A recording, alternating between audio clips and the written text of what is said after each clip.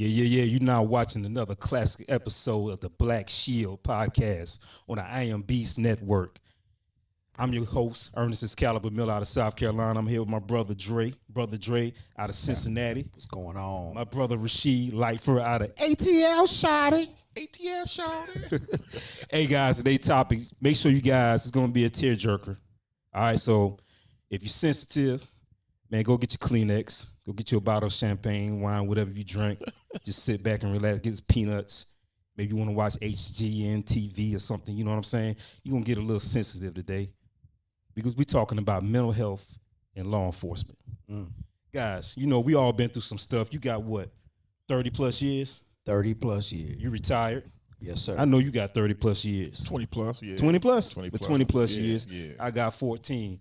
Combined, we got a lot of years, guys. Yeah. All right, we seen some stuff. We heard some things dealing with families, children, collisions, whatever.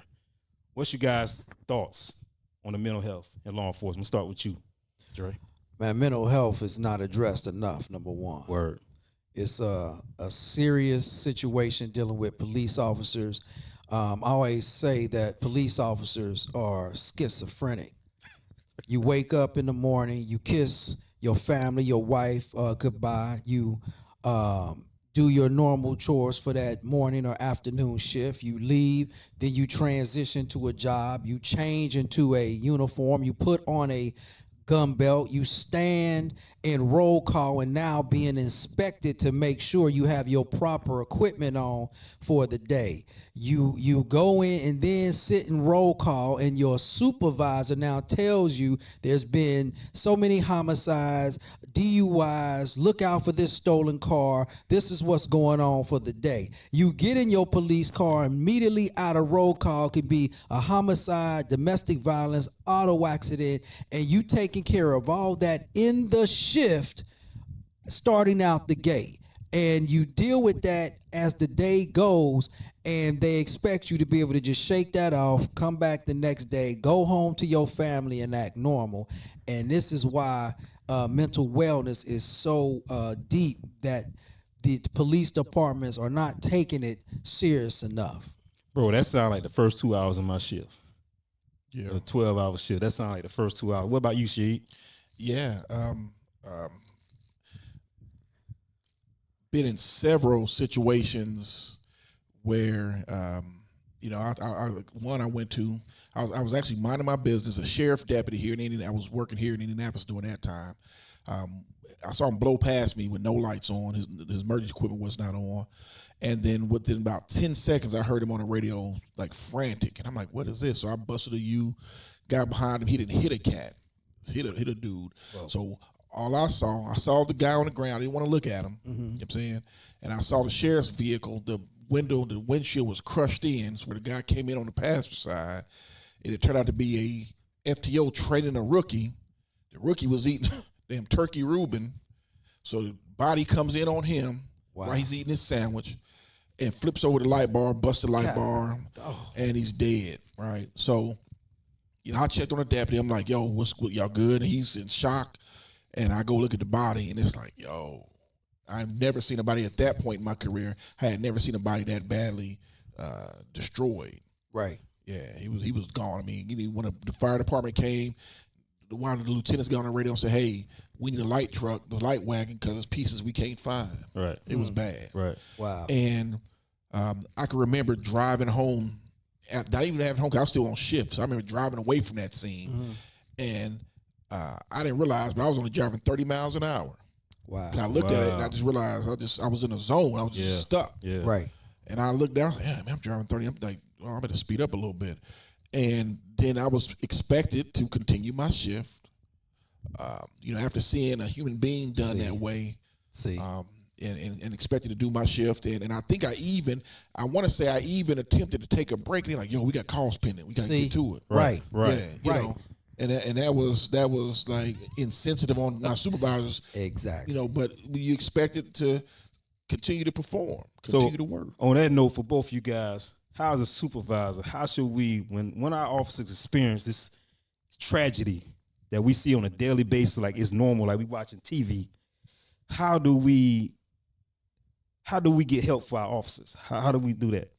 First of all, most departments these days have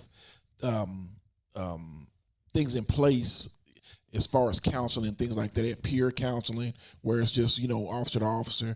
Then they have professionals also that counsel. But I think, as especially a first line supervisor, when you realize that and you see that in your officer, pull them immediately. Word. Pull them. I don't care how many calls you got pending. I don't care what you got going on. You take the time to pull him offline.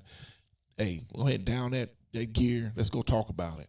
Give him some days if he needs it. Because you see he's just spazzing out. He's upset in roll call. Something's going on. Right. Sometimes you don't even let him start the shift. Right. And then you do report that. Like you cannot. Back in the day, again, like we said earlier in another episode, they sweep it under the rug. Right.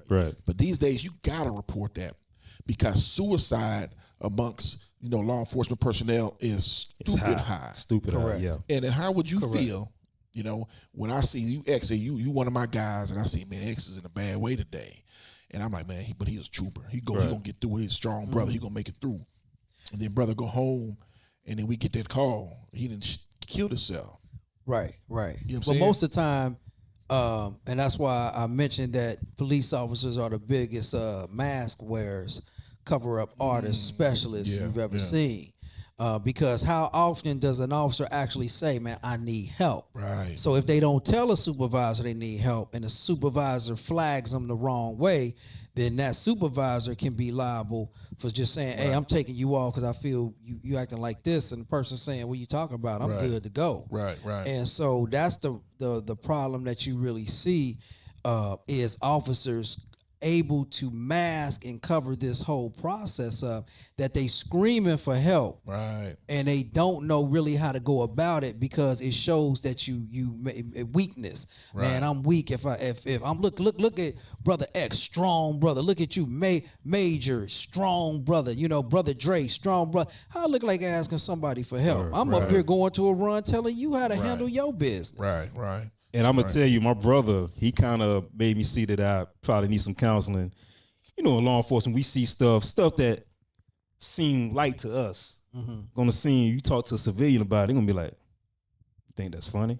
Yeah. You know what I'm saying? I told you guys a story about July 2nd, 2020, when that 7-year-old got killed in the fatal. Also, I worked another wreck about a mother was texting and driving, ran into the back of an 18-wheeler. 2-year-old daughter got ejected. Wow. And landed on the ground, head first on the ground. Wow. I worked another wreck where the guy just riding his own property. He was drunk, but just riding around his own property, hit a tree, the branch fell on the top of his truck, crushed him. I had to take pictures of that. Go in the truck and take pictures of that. Wow. Right. And I'm telling my family, my brother about this, and I'm kind of, not with the kid, but I'm kind of laughing in the same comedy way, and he's like, bro, you need help. Yeah. You need help. This is not normal. Right. In law enforcement, we mask it with humor. A lot of people can relate when you look at on the news and you see a live scene and you see officers kind of standing back, kicking it up, laughing up, and it's a tragedy. Right. And it's not that they laughing at the tragedy, and that's another thing I guess we have to explain to people. We are here to educate you and give you things based on our experiences, but you have to understand when you see this day in and day out, sometimes that's the only way you can cope. They do say law enforcement or police officers have the worst sense of humor. They got a morbid sense of humor. Right. Because we joke about the silliest, craziest thing. Yeah, man. You laugh like, damn. We got a dark sense. Yeah, we got a dark side. Yeah. But it's like, that's how you cope. I remember something in Indianapolis happened. I guess I can talk about it. It's well, ain't my department, so yeah, fuck it. So they were chasing a guy, and they ended up having to shoot this guy. And the officer said, it'll be a closed casket, homie. Right. Yeah. Wow. Right. And they like, I heard that. yeah. I heard that. Yeah, and it's like, yeah. they like, oh, you should have said it. But the thing about this, look, you gotta understand, this dude was shooting at them too. Right. Yeah. And we expected to be shot at, and then we expected that this is big. This is real big. I need a little bit on topic, a little bit off topic. It's on topic. We are expected to, if we get into a situation where someone is trying to take our lives and we get the best of them, we are to go render aid. And this man just tried to kill me. Now I have to go, because if I don't go render aid, Right. That's I gonna can be another be problem. sued, yeah. Right. maybe Right. even charged. Right. Right. Right? So think of the mind, how your mindset is on that. Correct. Because typically as a human being, you try to harm me, F you. Right. But you have to go render aid. So brother said, hey man, be a whole closed casket, homie. Hey, What do you guys think about officers that when we dealing with these tragedies, it seems like they don't faze them? You know, like they very bland, straight face. Oh well, shit happens. Well, once again, that's the cover up that I don't want you to see my vulnerability. But what if they really don't care? I don't think that's the point, because they had to get to a point of not caring, because you even start to see if they had things dealing with their own family that they sometimes can completely just break down, or certain issues that occur in that process. There's always a caring spirit, behind even any hard shell.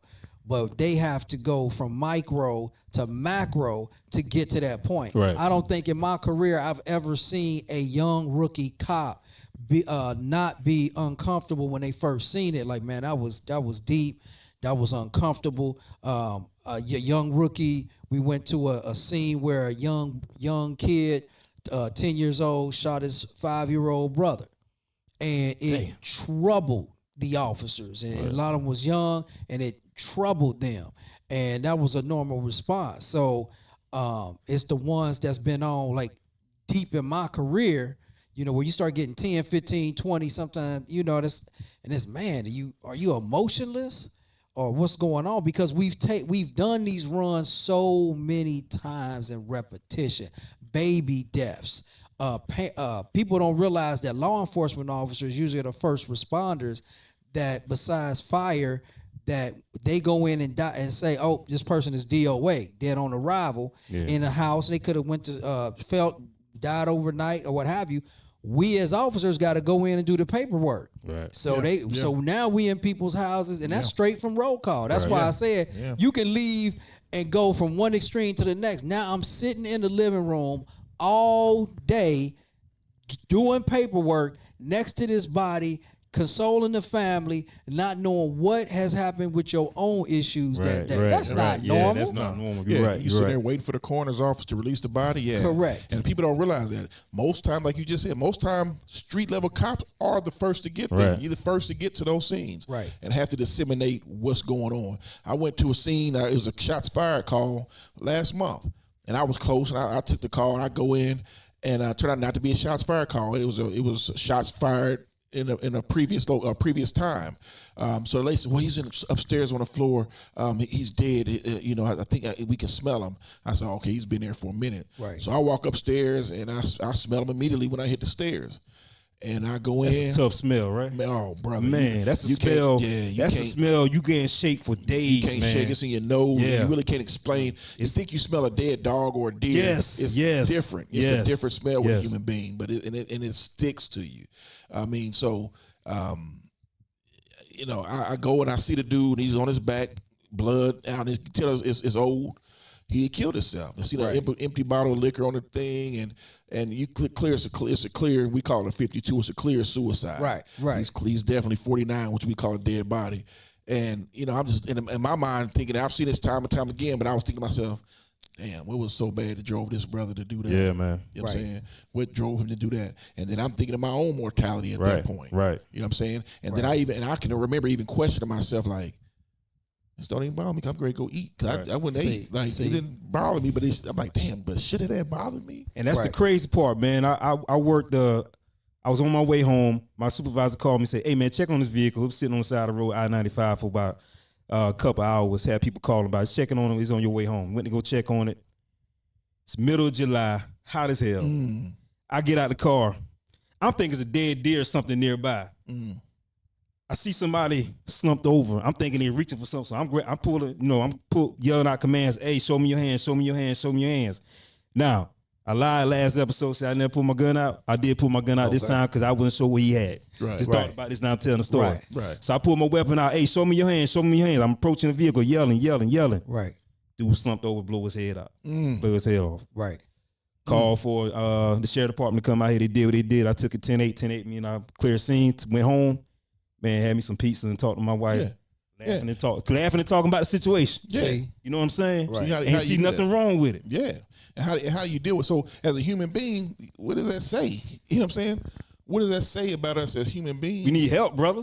Yeah. We need counseling, man. Cause this ain't normal. So what does that look like for us and those in law enforcement that say, man, I really want to help, but number one, I want to keep it confidential, and I don't want everybody in my business, and that's why I'm actually going to take a chaplaincy course, because I understand that officers are very secretive.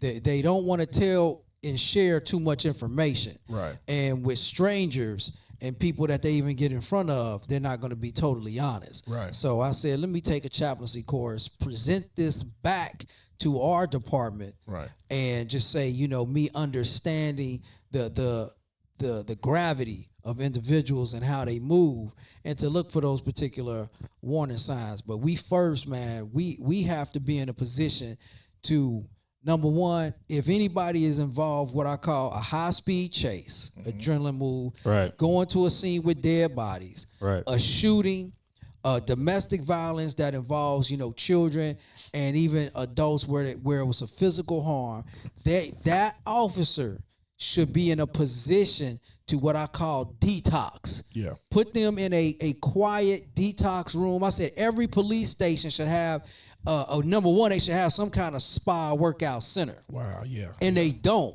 Yeah. And they take it for granted. Like, man, you know what? You just went on 100-mile speed chase, chased a person through the woods, did all this stuff, maybe shots fired. Man, your adrenaline is going through the roof. Going through the roof, bro. You know Yeah. what? Why don't you go over here? We got an on-duty nurse. We're going to get your blood pressure stuff checked. Because why would we send you back out in the field? Right. Yeah. To come down off of a situation? And these are the things I think that needs to start first. Is departments need to take better care of their officers after a significant high adrenaline situation, and allow them to detox first. Yeah. I'm gonna take it a step further. Hold on, Rasheed. Yes, sir. You're a major on this also. Yes, sir. Me and my wife had, because we was just talking about mental health and law enforcement, and I was saying, like, I wonder why a lot of these guys don't talk to someone that definitely need to talk to someone. 'Cause I got an outlet. I got a podcast. My outlet is podcast and also training. Okay. That's my outlet. That's how I get over it. I don't like I told you, when I'm off, I'm off. I don't think about it. But my wife brought up a good point. She said, you ever thought about maybe they don't want that on their record, that they seen a psychologist, they trying to get a promotion? Their superior might see them as weak. Well, it's not going to be on their record. It's confidential. They Yeah, can't but- see it. Well, depending on how it goes, about how you go about it, right? Because say, Right. because if I come and say, hey, I said something's going on with Buddy, he needs to go see somebody. Right. Now it's going somewhere. It's going to be written down somewhere. Right. Right. So, but if you do it confidentially, of course, but kind of hitting on what you were talking about, like a quiet room or something like that, that's a great idea. We don't have that, but guess what? We're about to have one. Right. You know what I'm saying? That is a great idea. And I think that for smaller agencies, they probably need to maybe partner with agencies that have something like that. Right. Because, even though we all police, we still have different agencies and different departments, and you still have a, you don't share everything, right? Right. But I think that is something that is be beneficial to everybody. Also, Shamley, I believe it's not Shamley, it's Dunwoody Police Department. No, is it Dunwoody? Brookhaven. It's Brookhaven. Okay. Brookhaven in Georgia. Brookhaven PD. We went on a meeting. They have a situation with some canines. They're like support type of animals. And they're now, right. if when officers get involved in traumatic situations, they bring the dog to the scene. Correct. And it comforts Okay. the person. And, Right. and it works because whether you're a dog person, cat person, or not an animal person at all, it's something calming about an animal, and they can sense your fear. Like this, my wife's dog is I seen her jump over a little bit ago. Right. She maybe feels my anxiety because talking about this is deep. And she Right. jumped over Wow. and was touching me for it. Right. And it instantly calmed me down. See. Wow. You see that? See. It instantly calmed me That's down real. just for her to touch me like that. That's real. So big ups to that police department because they have went that step further to Right. build a program for that. And it's for also citizens as well. When citizens they come in contact with citizens who have traumatic situations, they Right. bring the dogs to the citizen special unit they got. So big up to that department. But that's something I think that and I don't know what the state has. 'Cause I know state got all kind of stuff. You got the Yeah. money, Yeah. but that's a Right. great program. We basically have the same thing pretty much. We have counselors, though. They do provide counselors for us. But back to my original question, you was a major, Yeah. and you can answer also direct. What would you do if your officer, if he does have some mental stuff going on due to the job, and the counselor has to report it? As a major, how will you handle that? I mean, me personally, I'm not going to ding them for it. Gotcha. I'm going to commend them for getting that done, because I mean, look, you saving your life, you saving your wife's life, you saving your fellow officer's life. 'Cause I feel like crap if I know that and continue to let him, survive, or let him work and he hurt somebody and get somebody hurt. So as a major, I'm not going to look down on it. I'm not going to make sure that we have every apparatus available to them for their mental health. Right. Because I've known people, personally, officers who have killed themselves. We get the call like, man, he's dead. He shot himself. I'm like, what? Wow. I just saw him. Wow. So I've experienced that personally. You know what I'm saying? Wow. So knowing that, I'm not going to dean that officer. I'm going to commend him, and I commend any officer. You know what I'm saying? That steps up and says and admits, hey, I need a little help. I need some help. Right. You know what I mean? Because you got issues, man. I'm sure you guys can relate. I had one officer here, and I can tell you a whole story how I led up to it, but long story short, he took his family hostage. Right. Dang. He took his family hostage. And, Was he on any kind of medication, anything? No, or he was just another officer snapped? Another officer got killed in the line of duty. He did something that he could have prevented it. Okay, real quick. It was a drunk driver. He had an opportunity to take that driver off the road and didn't. Right. And let him go. And the drunk driver immediately left the scene. Yeah. And within a few minutes, you heard that officer got struck by the vehicle. Right. Pushed her into a house, and she died. It's been over 20-some years ago. And then they covered it up. They covered the fact of the matter that the police officers allowed this drunk driver to leave. Right. And they transferred him from uniform patrol to CID, or criminal investigation division, or burglary, and they transferred the other guy to a different location, and it ate him up. You know what I'm saying? And he snapped. You know what I'm saying? And held his family hostage. They talked him down, but man, how traumatic is that, right? Yeah, man. Right. Yeah. Right. I think divorce is another mental health aspect in law enforcement. The divorce rate in law enforcement is extremely high. Now, in my personal opinion, I think this is from what I view for some of my officers that's going through divorces, I think they don't know how to say no. I think they put the job before their spouse. And that's my personal, I think that's some type of mental health. When you think the job is more important than your family, and your wife sees that or your husband sees that, they get tired of that, man. What you guys think on the divorce rate in law enforcement? Well, first of all, it has to be balanced.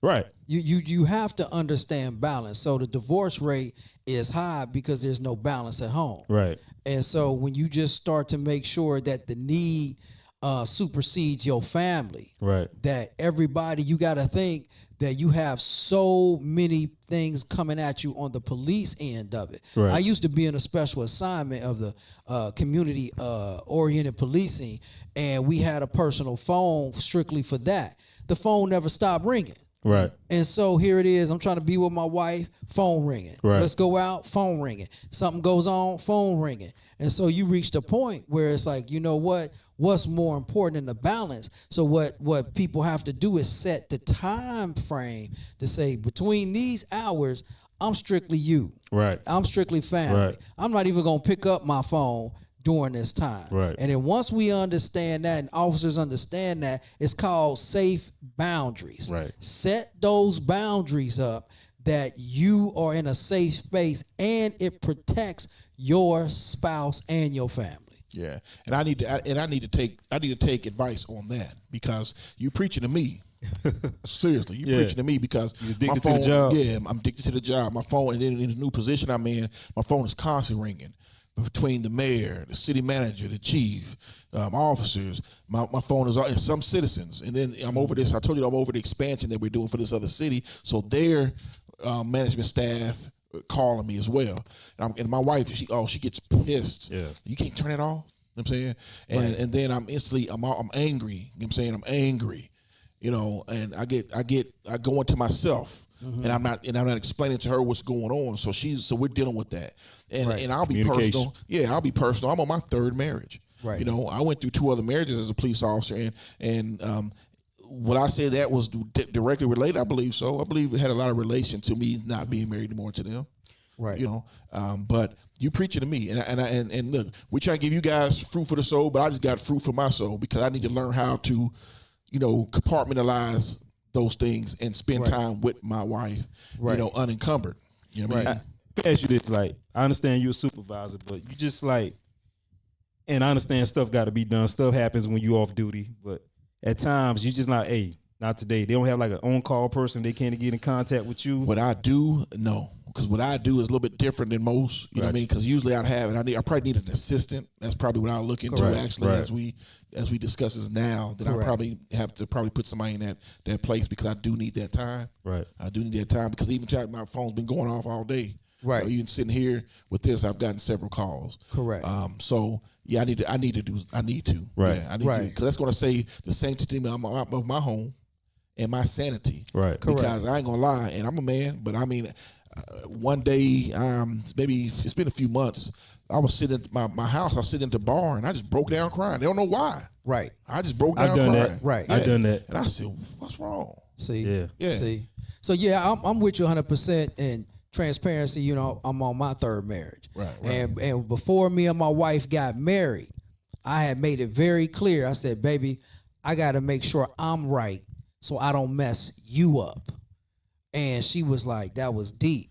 I said, because I was so quick to leave. So the first two marriages, I had no business getting married. It was just, I told people it was my fault because I had no business being with them. Right. And then when I get with my soulmate, I had to make sure I checked myself. So I wouldn't walk away, because she even said that she was on stitches our first couple years of marriage because I divorced my exes, and the slightest thing you do, I'm out. Right. I don't have time. I'm gone. Right. And so I had to learn patience. And, and that spiritual aspect does come into play because, number one, your health depends on it. Right. Because if you got so many people pulling you, it's like, hey, look, I always tell people, count the cost. Is it worth me, say, even going to higher positions? Because, new levels, new devils, these are the things I need in place to make sure I don't jeopardize my family in the process of moving forward. And then that balance, man, will overall be better for you mentally, spiritually, and holistically. Where what I've seen is people who move up the ladder, their health is affected. Just because of the need to serve everyone else. You've forgotten to serve yourself. Ain't nothing wrong with serving yourself first. You'll get to them. It's okay to service you. You preaching, brother. You preaching. And I accept it. I appreciate that. Absolutely. I appreciate that. And real quick, guys, I got a little bit more time. Y'all mofos need to help me out, because I want to know, y'all got 3 marriages, man. I was trying to have, this is my first and only, hopefully. Y'all give me a piece of advice what not to do. Man, just don't stop communicating. That is the biggest, communication is the biggest key, right? And treat her first. One of my biggest issues is I go into myself and I don't give her the love she wants. Learn and know her love languages and make sure you adhere to that. What about you, bro? I echo that. Love language. Do you know your wife's love language? Oh, most definitely. And that's key, because when those situations come about, that love language has to be put in place. And number one, though, this is what's deep. When is the last time you and your wife did a love language test? How do you know it's the same that was 13 years ago? So we all change, we all evolve, we all become different, because my wife and I take the test once every other year, and we realize when we first got together, it might have been physical touch and acts of service, but now it's become quality time and words of affirmation. Talk to me, somebody. I didn't want to preach today, but you're starting to get me go into a message, but I'm just telling you that you have to now consistently feed the process, and it will recreate your marriage all over again to make it exciting and beautiful. Well, I'm gonna have to say I need to rethink my wife's love language. That's a great idea. I didn't think about that. I'm about to work on that when I get home. Absolutely. You're looking out, bro. 100%. Teach you, baby. Teach Guys, you watching another classic 300%. episode of the Black Shield Podcast. Dre, take us out, baby. Hey, once again, it's always family